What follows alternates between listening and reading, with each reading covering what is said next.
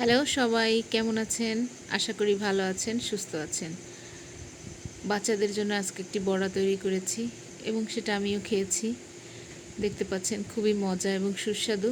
কে কে বাসায় এটা তৈরি করতে চান অবশ্যই দেখে তৈরি করতে পারবেন। আমি নিজে বানিয়ে নিজেই খেয়ে রিভিউ দিচ্ছি।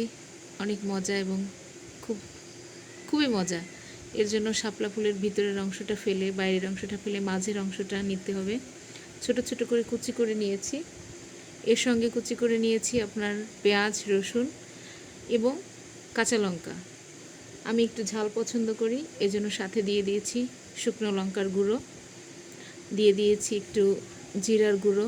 দেখতে পাচ্ছেন কালারটা যাতে সুন্দর হয়, দিয়ে দেব হলুদ এবং সর্বশেষ লবণ। লবণটা হচ্ছে প্রধান উপকরণ আমার কাছে মনে হয়। লবণ বেশি হলেও খাওয়া যায় না, কম হলেও খাবারটা নষ্ট, খাওয়া যায় না। খেয়াল রাখবেন খাবারে লবণটা যেন পরিমাণ মতো হয়। এরপরে আটা, ময়দা, বেসন, চালের গুঁড়ো, যে কোনো একটা আইটেম দিয়ে এটা তৈরি করতে পারেন।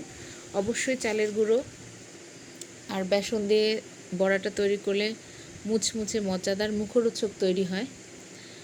আমি তো চালের গুঁড়ো দিয়ে এটা তৈরি করেছি। আপনারা যার যেমন হাতের কাছে যা থাকবে সেটা দিয়ে তৈরি করতে পারবেন। এবার হাতের সাহায্যে সুন্দর করে মেখে নিতে হবে, যাতে একটু খেয়াল করে মাখাতে হবে যেন সমস্ত অংশটা মশলা, ফুল, চালের গুঁড়ো একসঙ্গে সুন্দর করে মিশে যায়। এটা হাত দিয়ে করলেই ভালো হয়, চামচ দিয়ে করলে ডোটা সুন্দর হবে না, মসৃণ হবে না।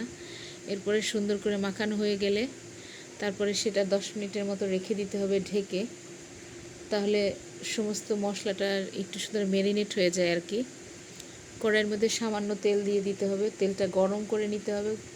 গরম করার পরে সেই কড়াইয়ের মধ্যে দিয়ে দিতে হবে ছোট ছোট লেচি কেটে। অল্প তেলে করব, এজন্য বেশি তেল দিইনি। বাইরের খাবার থেকে বাচ্চাদেরকে ঘরের খাবার তৈরি করে খাওয়ানোটা বেশি স্বাস্থ্যকর এবং হেলদি। আপনারা চেষ্টা করবেন সময় পেলে বাচ্চাদের ঘরে কিছু একটা বানিয়ে দিতে। প্রতিদিন নিত্য নতুন খাবার বানিয়ে দিলে আপনারও ভালো লাগবে, আপনার বাচ্চারাও খেতে পছন্দ করবে। অবশ্যই মায়েরা খুশি হয় যখন বাচ্চারা ঠিকঠাক পরিমাণ মতো খাবার খায়। এবার এটা সম্পূর্ণ দেয়া হয়ে গেলে ঢাকনা দিয়ে ঢেকে দিতে হবে। আপনার কাছে যে ঢাকনা আছে সেটা দিয়ে ঢেকে দিবেন। অবশ্যই ঢাকনা দিয়ে 5 থেকে 6 মিনিট ঢাকা দেওয়ার পরে আবার এটা তুলে নিতে হবে এবং খুন্তির সাহায্যে নেড়েচেড়ে দিতে হবে, উপরের পাশটা নিচে, নিচের পাশটা উপরে। এভাবে করে দিলে চারিপাশটা সুন্দর করে ভাজা হয়ে যাবে। দেখতে পাচ্ছেন খুব সুন্দর কালার আসছে। এটা দেখতে যতটা লোভনীয়, খেতে ততটাই মজাদার এবং সুস্বাদু। প্রতিদিন নতুন নতুন খাবার খেতে ভালো লাগে, তৈরি করতে আরও বেশি ভালো লাগে। আর আপনাদের সাথে শেয়ার করলাম, যদি কেউ এটা তৈরি করে খেতে চান অবশ্যই খেতে পারবেন। খুবই সহজ একটা রেসিপি। আবার অনেকে আমার এই ভিডিওগুলো নিয়ে অনেক বাজে মন্তব্য করেন, এখানে ওখানে বসে আনাচে কানাচে বসে। তাদেরকে বলি মানুষের নামে সমালোচনা না করে নিজেরা এভাবে কিছু তৈরি করে খান। দেখতে পাচ্ছেন ঢাকনা উঠিয়ে দিয়েছি, কত সুন্দর মুচমুচে হয়ে গেছে, এত সুন্দর হয়েছে। থালায় উঠিয়ে নিয়েছি, বাচ্চারা তো খেয়ে অনেক মজা পেয়েছে, আমি নিজেও খেয়েছি, সেটা তো দেখতেই পেয়েছেন।